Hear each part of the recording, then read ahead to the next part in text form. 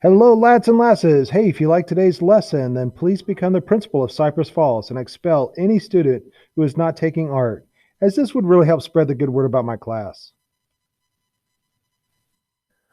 All right, today we're going to talk about proportion. So go ahead and write this down, copy down proportion, and then write down this definition for proportion. It's the principle of design concerned with size relation of one part to another. And you can pause this if you need more time to write it down. Proportion is important when designing architecture, cooking, or buying clothes. So let me talk about designing architecture just for a second. When I was in England a few years ago, and when I would go into old houses, I often had to duck under the door to get into a room. Like I'm 6'3", so I'm a tall guy, and I think all the houses in England were built for short people, especially the really old ones. And also with cooking, you want to make sure that your proportion is accurate because you don't want to put too much salt or too many spices into a recipe or have too little spice to put into a recipe. If you have too little, it tastes bland. And if it's too spicy, well, then it's too spicy. People don't like it if it's one extreme or the other. So, with cooking, it's important to have just the right amount. And the same with buying clothes. I'm going to show you a couple of funny pictures. All right, this is what happens when you don't buy clothes that fit is that it just doesn't look right, and people kind of make fun uh, of stuff like this. It doesn't look like he's got regular proportions. And the same here. So the anatomy of an urban thug. And then this one too.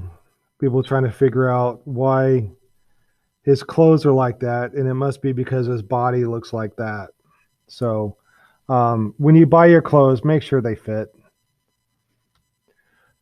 Okay, write this down. We are constantly reminded by the entertainment media about the ideal proportion for men and women. And you can pause this if you need to copy it down, but I'm moving on. So when I was growing up, it was all magazines, and I guess magazines are a thing of the past now, and it's all online. But magazine covers would often have celebrities on the cover, and celebrities are often like the ideal proportions of people. And even when a celebrity what didn't fit that ideal proportion, for like this happened in 2007. Jennifer Love Hewitt, you may or may not know her, but a very beautiful woman. Uh, the paparazzi had taken some photographs of her when she was at the beach. And because she's not ultra skinny, uh, people called her fat. And when she's not fat, she's a healthy weight. And so my point is that our society is overly concerned with proportion, especially the proportion of the human body. And even with modeling, proportions have gone to such extreme that women are extra skinny for models. Models tend to be extra skinny, especially back in the 80s and early 90s. Was the fashion models were so skinny that their ribs would show, and it was called drug chic or something like that to make it look like they were strung out on drugs. And with guys, it's not about being thin; it's about being muscular. And you can't. These people have no fat on them whatsoever. And celebrities like Jessica Alba, and I'm showing my age now when I show celebrities. You may not know who these people are, but celebrities in the news and on TV and in movies, they have to be ultra skinny. They cannot have any part of their body that's not in proportion with the ideal proportion. And what this has done is create a problem, especially for women. And in this photograph right here, the girl is looking in a mirror, and all she can see is somebody that is fat, but she's starving herself to be skinny. But even though she's really skinny, she only sees somebody that has too much weight. And it's caused an identity problem with, especially with young women these days. And here's a cartoon that kind of just shows, when women look in a mirror in general, they see themselves as being too big. But men, when they look in the mirror, no matter how big they are, they see themselves as heroic or idealistic.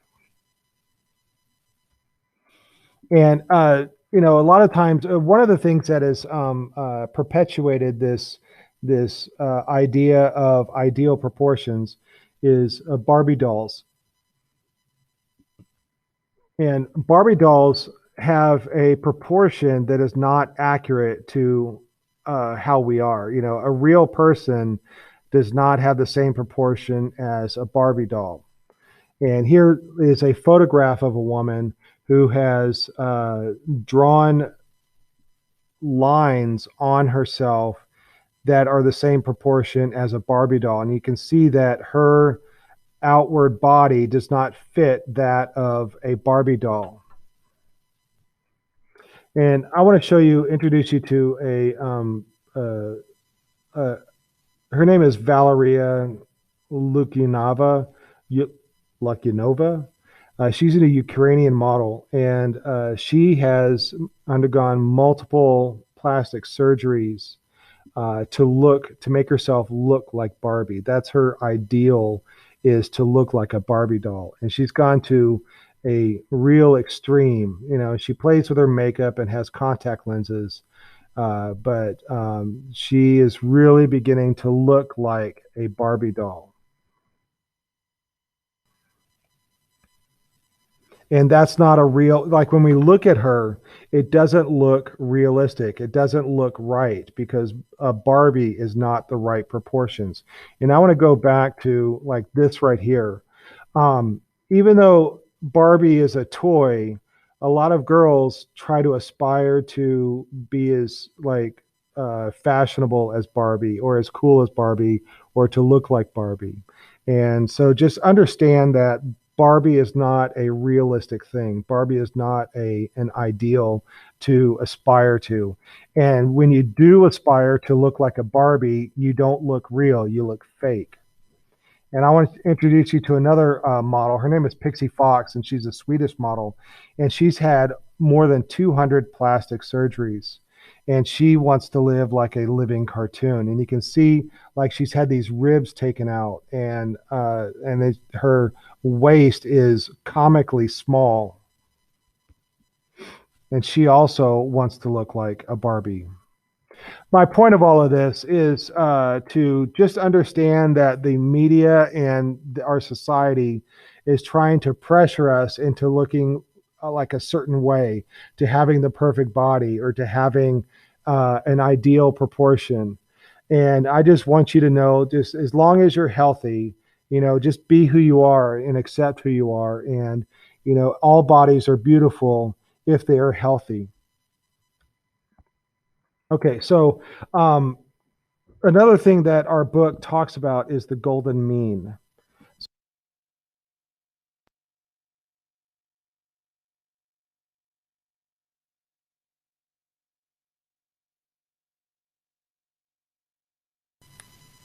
All right, I think I had my mic off for a second. The golden mean is, or it's also called the golden ratio, and or the golden section. Write this down. You divide a line into two parts so that the smaller line has the same proportion to the larger line as the larger line has to the whole line. Sounds confusing, but I'll explain it in a second. Pause the video if you need to write that down, and then unpause it when you can move on. So here is how you do this. You have a whole line. This white line is the whole line, divided into two parts. So there's a smaller part and a bigger part. So that the smaller part has a relation to the bigger part as the bigger part has to the whole part. And that ratio is 1 to 1.6. So if line A is 1 inch, then line B is 1.6 inches. If line A is 1 centimeter, then line B is 1.6 centimeters. If line A is 1 mile, then line B is 1.6 miles. That's the ratio, 1 to 1.6. Write this down. The golden mean was invented by the Greeks to control the relationship of parts in sculpture, architecture, and pottery. And we're going to talk about the Greeks here pretty soon, maybe within a couple of weeks. All right, here is a Greek sculpture. This is Zeus throwing a lightning bolt. The Greeks divided up the figure so that it's 1 to 1.6. So this line up here is 1, and then this line right here is 1.6. And the dividing line is right at the waist, right at the navel or the belly button is the dividing line. So from the belly button to the top of your head is 1, and from the belly button to the bottom of your feet is 1.6. The arm is also divided. From the shoulder to the elbow is 1, and then from the elbow to the tips of the fingers is 1.6. And here's how that, and then even in your forearm, the distance from the tip of the finger to the wrist is 1, and then from the wrist to the elbow is 1.6. It's all the golden mean. So here's a golden rectangle. You will divide it into 2 lines. So the vertical line is 1, and then the horizontal line is 1.6. And then you cut this round, this rectangle all the way around so that this becomes a square. And then this rectangle right here is 1 to 1.6. And you keep dividing it up. So once again, this whole rectangle is 1 on the vertical side and 1.6 on the horizontal side. And you divide it so that there's a square here. So then that means that this is 1, and then that's 1.6. And then you divide it up so that this is a square, then that becomes 1, and then this becomes 1.6. And you put a square, and you can just keep on going to infinity.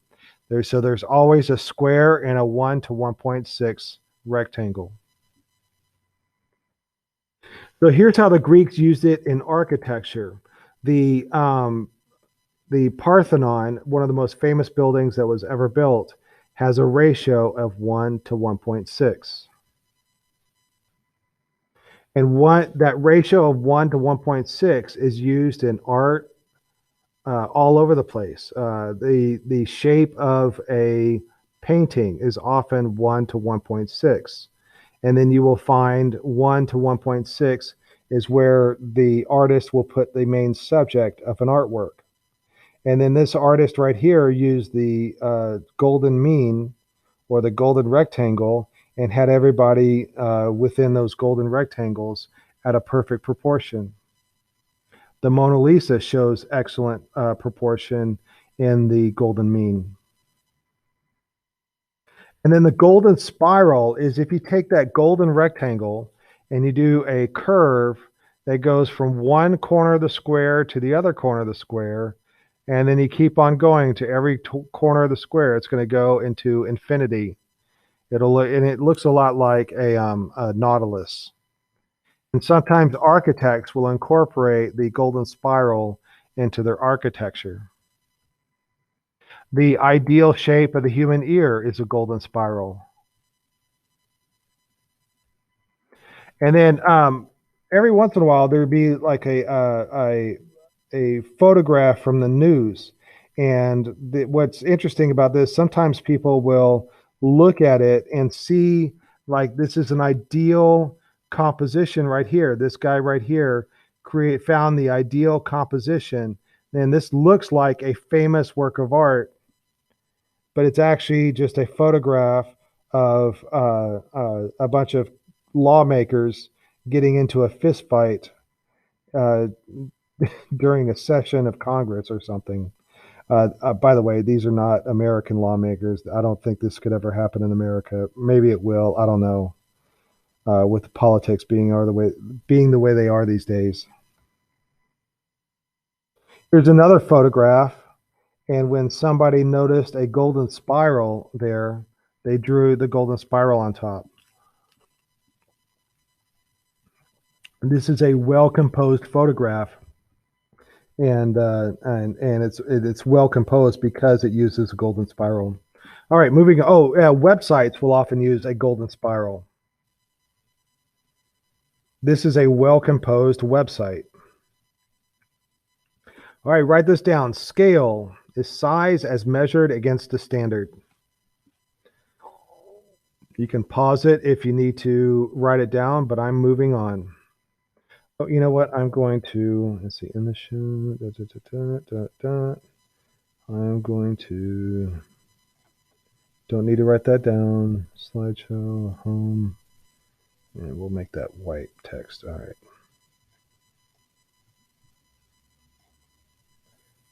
Okay, let's try this again.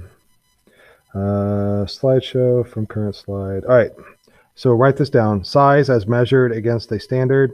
And then a 7-foot tall basketball player does not look tall when he's surrounded by other basketball players, but he does look tall when compared with a crowd of average people.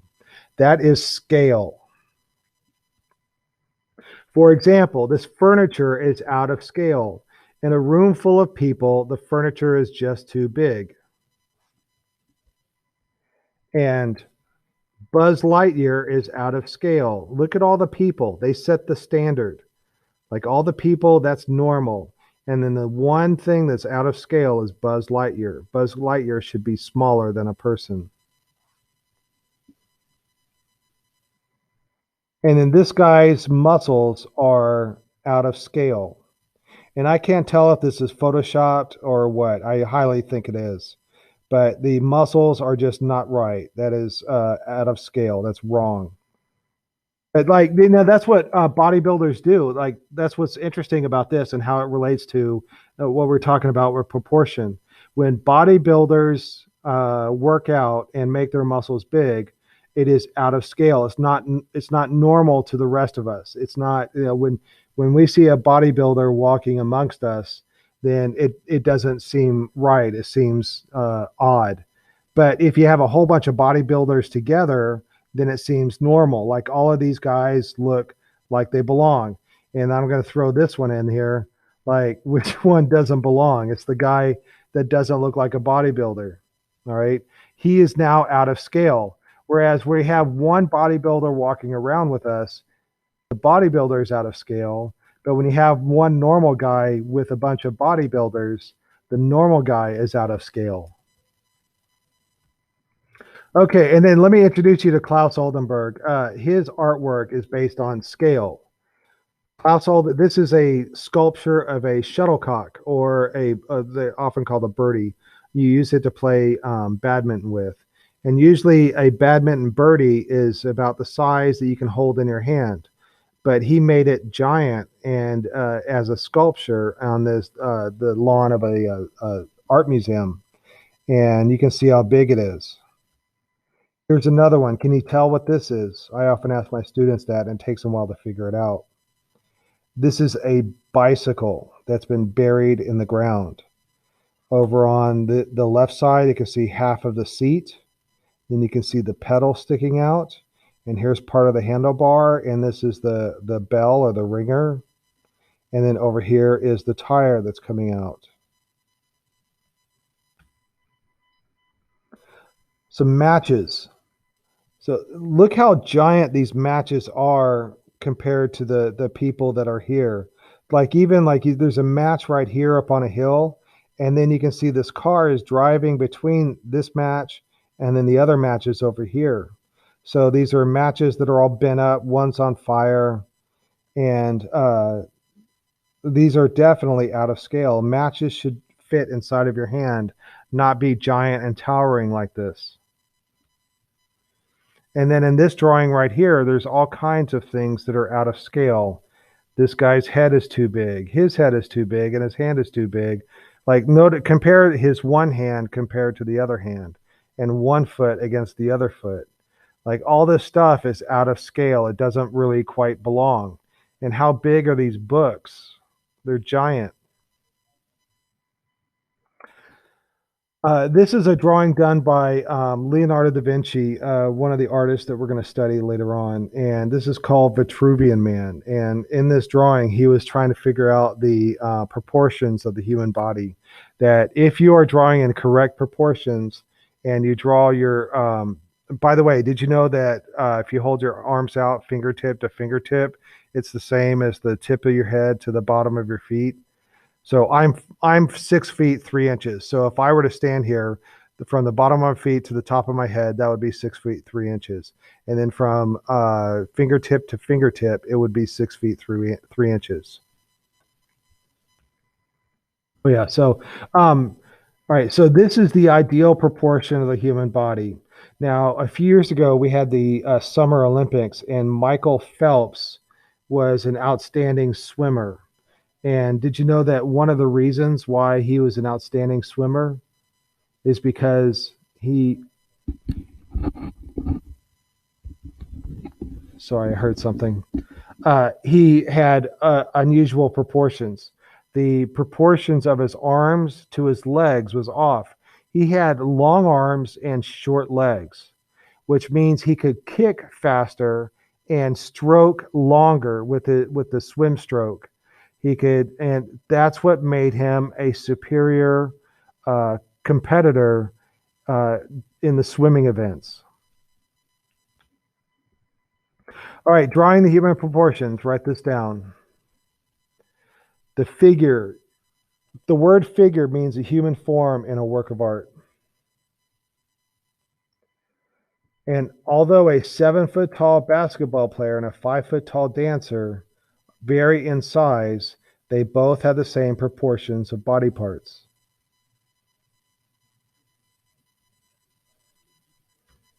Body parts cannot be explained in inches or centimeters. They can only be defined in ratios of one body part to another. I do want you to write all this down. So pause the video if you need to. The standard of measure for drawing the human body is the head. And the average person height, the average height of a person is 7.5 heads tall. So I am 6'3", but I am also 7.5 heads tall. You might be 5'8", but you're also 7.5 heads tall. We are both 7.5 heads tall. And this is what it looks like. So if you take a picture of anybody, if you take a picture of you where you're just standing there and you can see the tippy top of your head to the tippy bottom of your feet, and you take your head and stack it on top of each other like this, it'll be 7.5 heads tall. 1, 2, 3, 4, 5, 6, 7.5. Every person is 7.5 heads tall. When I teach you guys how to draw, we're going to use what's called a heroic proportion. So for drawing, we use a figure that is 8 heads tall. This is called heroic proportion. I want you to copy this down. Pause it if you need to. Here's another example of 7.5 heads tall. Han Solo from Star Wars is 1, 2, 3, 4, 5, 6, 7.5 heads tall.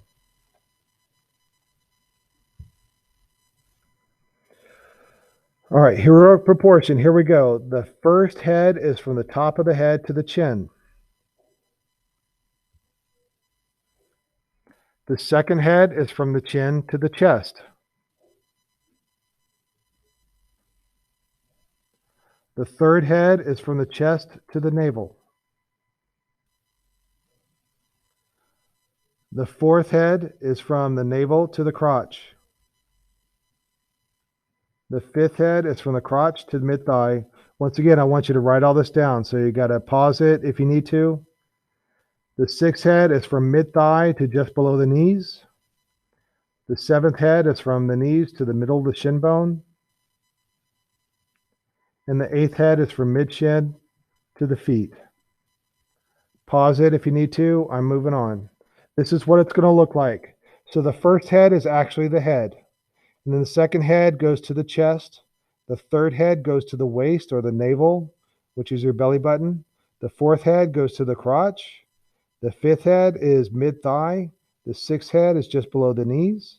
The seventh head is mid shin. And the eighth head is the bottom of the feet.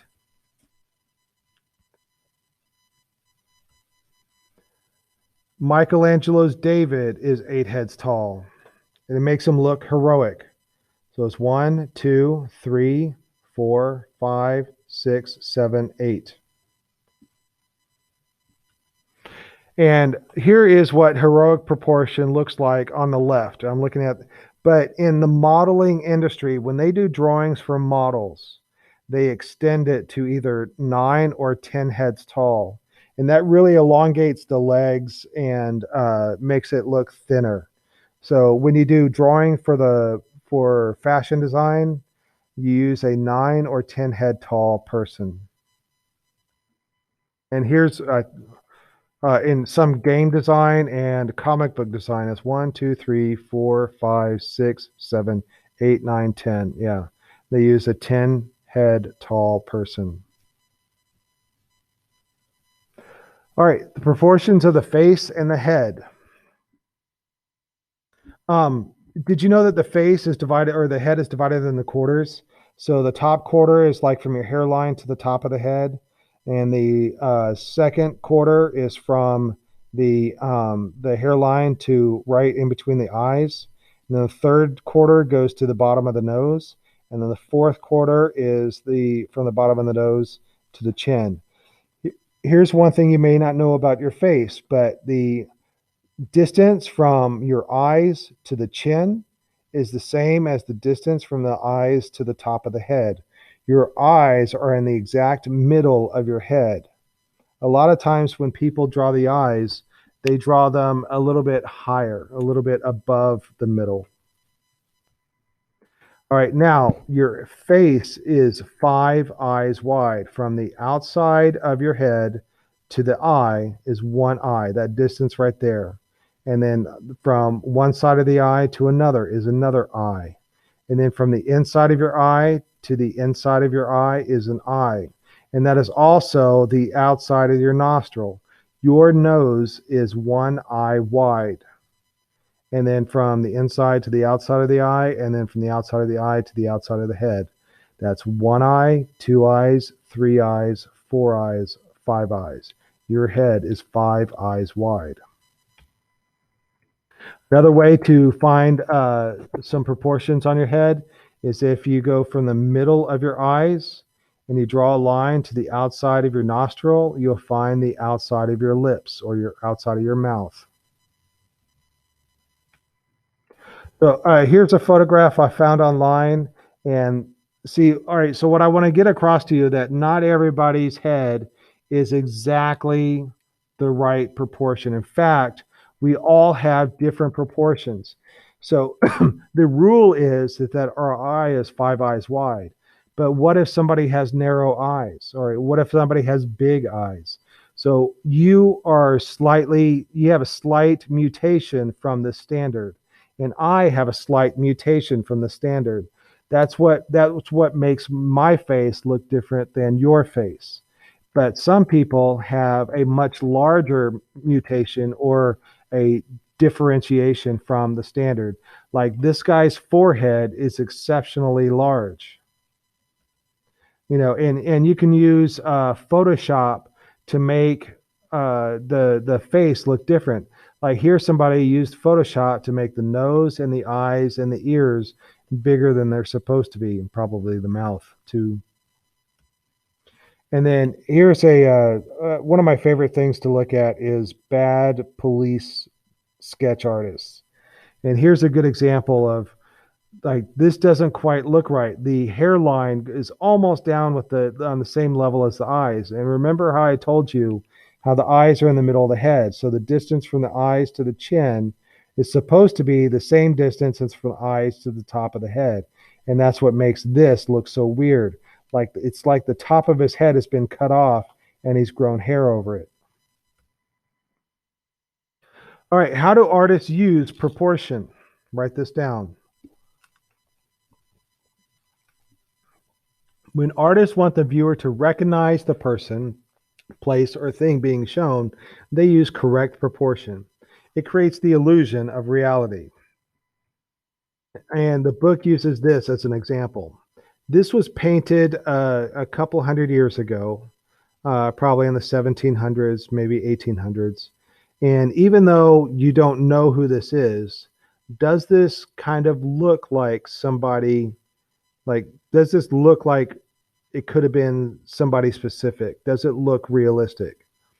And the answer is yes. The artist, you can tell, even if you haven't seen a photograph of this person, but you can tell that this is kind of an accurate view of who this person was. So let me introduce you into a couple of artists that use correct proportion. And one is Kadir Nelson. And I found him a couple of years ago, and he does these really cool sports pictures and images of the black family. So here is one where I think they are alluding to American Gothic. You know, the painting that has the old man and the old woman, and they're in front of a house almost identical to this, and the trees are almost identical. But these people look realistic. You know, this is Marvin Gaye, I think. He really does look like that. It looks realistic. This artist uses realistic proportions.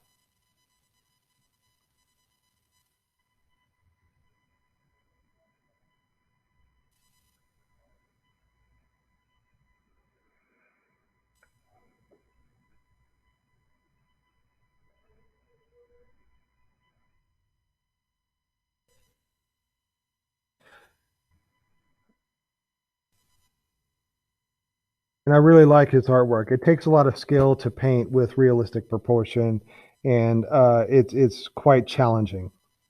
All right, here's another artist that does realistic proportion. His name is Vincent Valdez. Was born in 1977, and he is from San Antonio, but he lives and works in Houston, Texas. And his artwork, he works really large, and his artwork is very realistic. And I think he recently he did the comic book version of the Spider-Man into the universe or into the Ultraverse uh, movie. There he is working on it, or maybe he did the cover of it. I can't quite remember. But here's some of his artwork. It looks realistic. Beautiful skin colors. I just can't get over how absolutely beautiful the colors are in the skin. You know, it almost looks like they're glowing, you know, the light coming through the ear over here. And I think there's some red being reflected back up into the skin here to make it look like the skin is transparent and we can see like the red blood flowing under the skin. It's a very difficult thing to do. Anyways, I like this guy's art. And Cheech Marin, I don't know if you know who Cheech Marin is. He's a comedian from the 70s, and he became really famous for the movies Cheech and Chong. But he's become a like a avid art lover, and he likes to help Hispanic artists.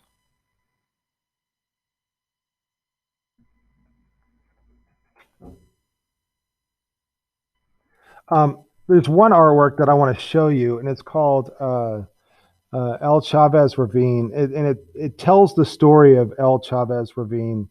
But he painted it onto a 1953 Chevy ice cream truck. This was a Spanish-speaking neighborhood in Los Angeles, and people called it the worst slum in the city. And the city used eminent domain to unfairly take the land from the citizens and build new housing. But instead, they built Dodger Stadium. So when you're watching sports on TV and you see the Dodgers playing in Dodger Stadium, you know that that was built on top of El Chavez Ravine. which is a neighborhood where poor Hispanics lived at the time. And the images represent the poor treatment of the residents and their attempt to resist the city. So back here, there's like I painted on the truck. There's some houses, and then it shows some people behind the houses.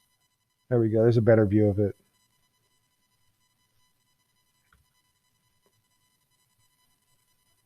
I wish I had better pictures of this and more pictures, but this is all I could find online. All right, and then I'm an artist who uses correct proportion. You know, when I draw portraits, I like to use correct proportions when and some of my models. But sometimes, you know, drawing with correct proportions just gets boring. I just feel like I'm a copy machine. It doesn't allow me to like express fun ideas or stuff. You know, I'm a slave to the photograph. So sometimes I like to shake it up, and I'll show you what that looks like in a bit. But these are drawings that I did where I used correct proportion. I made it look as realistic as I could. Okay, write this down. Some artists use exaggeration and distortion to express feelings and ideas. Pause it if you need to, but I'm moving on. Exaggeration and distortion are deviations from the expected normal proportions. So, like in this picture right here, this was painted in the 1500s, and I'll ask my students, you know, what is distorted in this picture? And they often say it's the arms. The arms are pulled out really long, and if you look at his hands, they're like expressing out in pain. And if you look at his feet, you know, they're distorted, like the feet don't really bend that way. And then look at this guy's arms, right, or his hands right here, like he's clasping his hands and then he's got them twisted around. That's not normal.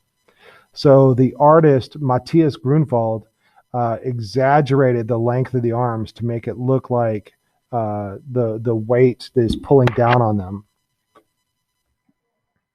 You've probably seen this one before, Edvard Munch. It's called The Scream, and this is not realistic. It's distorted. It's exaggerated, and the artist did that on purpose to make it, you know, look like to give the expression of horror or shock or despair. And then in this one, this is by Pablo Picasso, and look at how the people are distorted. They're emaciated. They're thin. Look how thin their arms are, and their fingers are so long. And what kind of feeling do you get from this? And my students will often point out, you know, they feel like they're hungry, or they're sad, or they're lonely, or depressed. Then here's an artist, Marc Chagall, who look at how the people are distorted in this one. Like the guy is like he has no bones in him, that there's no spine or a spinal column, that he just bends his head back to in order to kiss her. And I kind of like this picture because it gives like the feeling of love. You know, like when you're in love, you kind of feel like you're floating in air. Then Gaston Lachase, I really love this artist.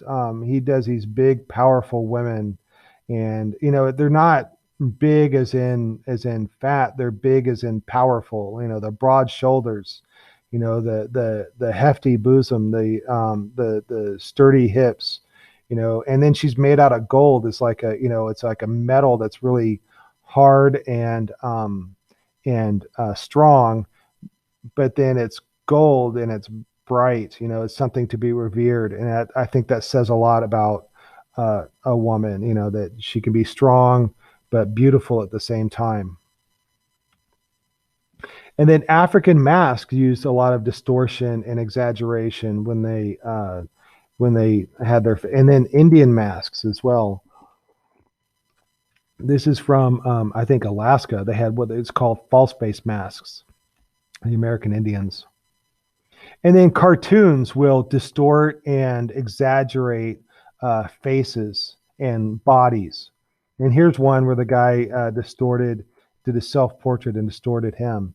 Once again, I told you guys that the eyes are halfway on the head. So Here, it looks like the top of his head has been cut off because it should be the same distance from the eye to the chin should be the same distance from the eye to the top of the head. Also, his nose is extremely large, and the distance between the nose and the mouth is exaggerated. And then with comic books, the comic books have come under fire lately for over sexualizing women, and with the Wonder Woman that's on the right, that they make impossible ideals, like the same as with the Barbie, that of what a woman should look like. And then the drawing that's on the left is an obviously like a troll or another artist meant to make fun of how we perceive the proportions of the superhero.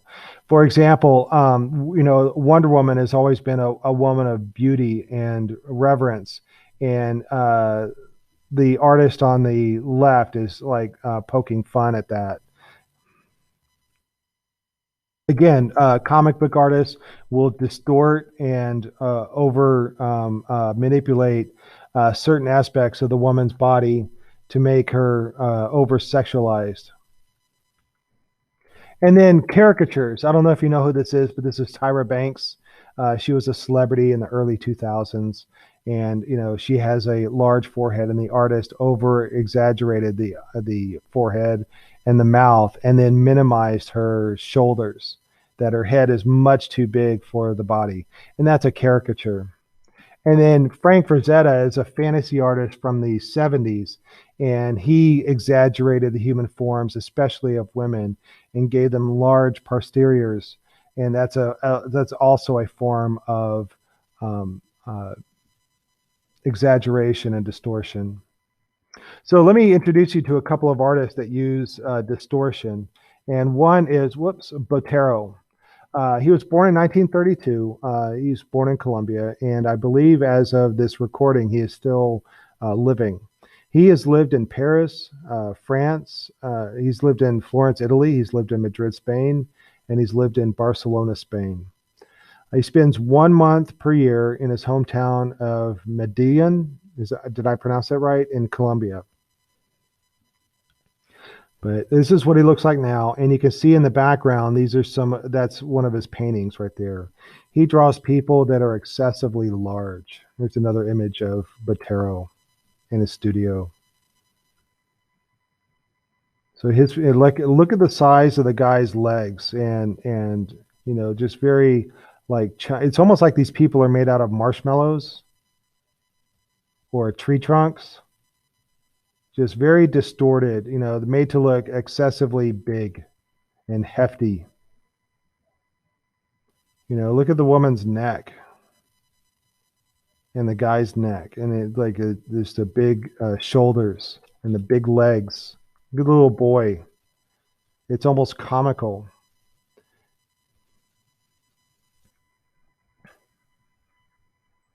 But Tara likes to make his people big. They're distorted. Look at the legs on the horse.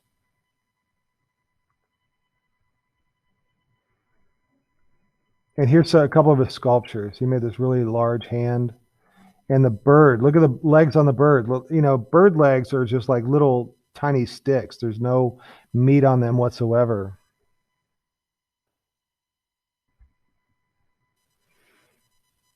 And the legs on that horse. All right, and the other artist that I want to introduce you to is Ernie Barnes. I've already talked about him when I talked about Line, but he is really one of my all-time favorites. I am very influenced by him. He was born in 1938. He died, 10, 11 years ago in 2009.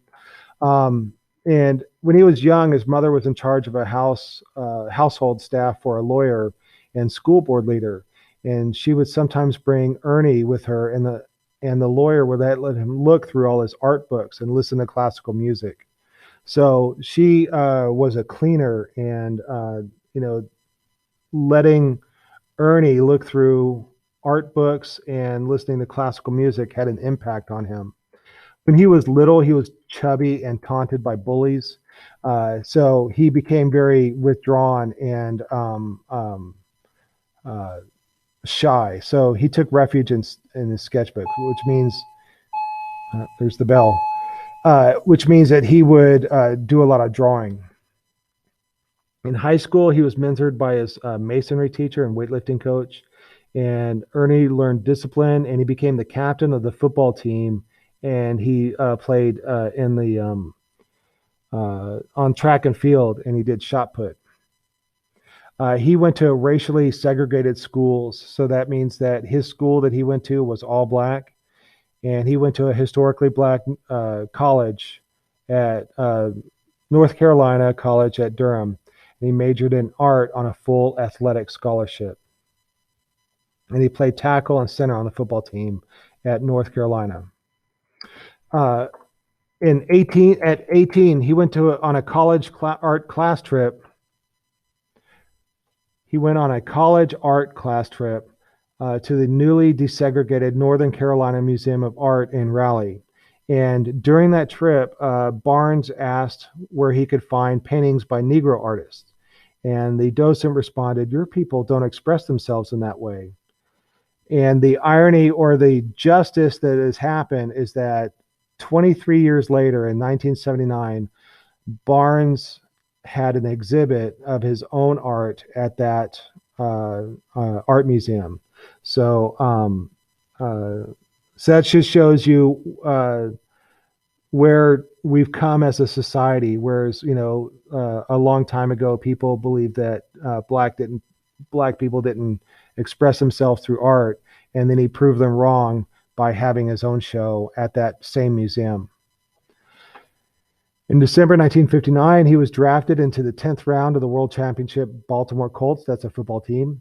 He was originally selected as the eighth round. By the way, this right here is for all you sports fans. Those of you that like football and like sports, this guy was a pro football player. So he played for the Baltimore Colts.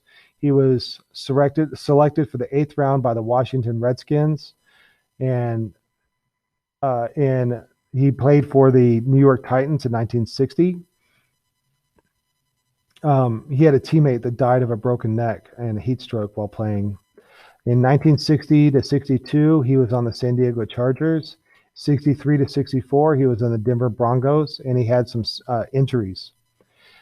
He was often fined by the Denver coach, Jack Faulkner, when caught sketching during team meetings. One of his sketches that he was fined $100 for sold for years later for $1,000. So during team meetings, he was not allowed to draw. He was supposed to be paying attention, like for you guys, when you're looking at your phones in the classroom, uh, uh, or maybe you're sketching in another class and you get in trouble by your English teacher when you're sketching instead of paying attention. Imagine being fined $100 for that. Many times during the breaks, Barnes would run off the field onto the sideline and give his offensive line coach, Red Miller, scraps of paper of his sketches and notes. And he was in the Canadian Football League, and he fractured his foot. And after that, he didn't play football anymore. But here's a photograph of him. I think that's on the Baltimore Colts. No, that's the Chargers, because there's a lightning bolt on their sleeve. That's how I know. I'm not a sports guy, but I see that the lightning bolt, and I don't know what team he is right there, but that's him playing. All right, so he did an exhibition called "The Beauty of the Ghetto," and he said, "Black is beautiful," and this is all part of his philosophy. Black is beautiful. Say it loud. I'm black and I'm proud, and I'm providing a pictorial background for the understanding into the aesthetics of Black America. It is not a plea to the people to continue to live there in the ghetto, but for those who feel trapped, it is a challenge of how beautiful life can be.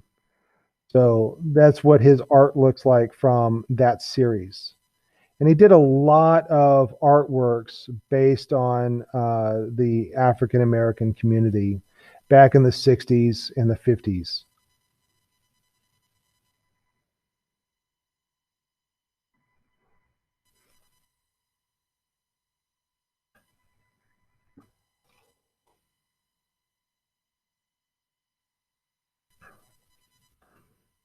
I love how distorted they are, and what I love about his artwork is just how much motion and movement and energy is in them.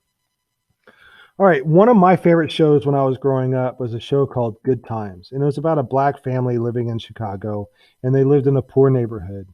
But one of the things that really I was drawn towards when I was little, because I liked art, and here was a show that one of the characters, JJ, played by Jimmy Walker, was an artist who lived in a rough neighborhood, and his family supported him in his art. So in his hand, he has a paintbrush, and then this right here is an easel, and then right there is a paint box, and then right here is one of the paintings that he was working on. Here's a painting that he's working on, and a lot of these stories in the show was about this black artist living in a rough neighborhood.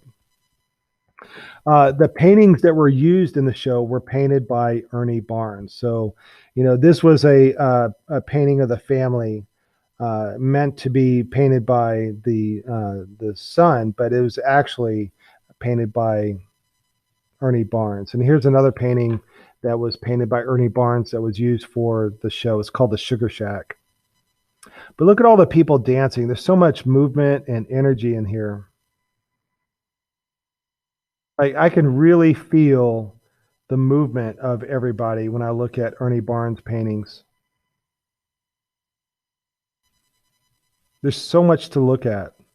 There's so many details, and everybody is moving.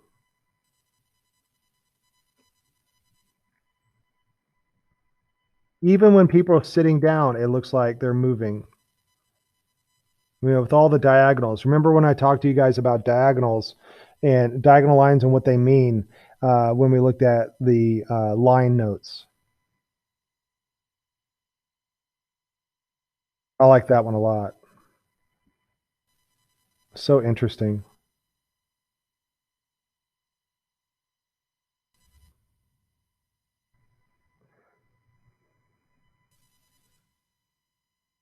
He was really big into getting your education. And then here's the ones, these are later on in his life. So, these paintings were from early, these paintings right here, like from early in his life. And these paintings right here are later in his life. And you can see the development of this. Like, these are so much more moving and full of energy than the ones before, and just complicated. And I really wish I could paint like this. I maybe I'll learn how. But these sports images that he did are just absolutely wonderful. These are all painted by Ernie Barnes, one of my favorite artists. And I think even later, like even after these, there's another series that he did after he did sports that is about the black community. And here's one for fatherhood, and here's one for racial justice and education. And here's a view of Ernie right here.